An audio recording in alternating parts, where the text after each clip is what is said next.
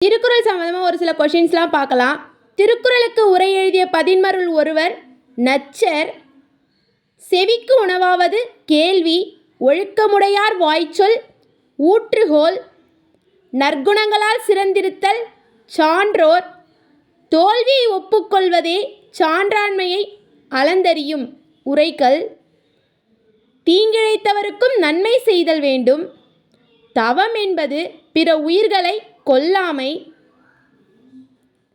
5 சால்புகளில் 2 நாணமும் இணக்கமும், இல்லாரை எல்லாரும் எய்துவர், அரணீனும் இன்பம் ஈனும், தீதின்றி திறனறிந்து தீதின்றி வந்த பொருள், அரணீனும் இன்பம் ஈனும் திறனறிந்து தீதின்றி வந்த பொருள், அரியவற்றுள் எல்லாம் அரிது, பெரியார் பேணி தமராக் கொளல்.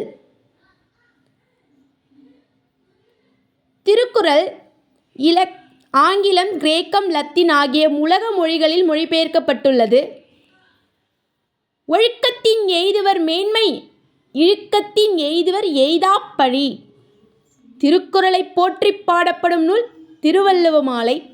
திருக்குறள் குறள் வெண்பாவால் ஆன நூலாகும். இணையில்லை முப்பாலுக்கு இந்நிலத்தே என பாடியவர் பாரதிதாசன்.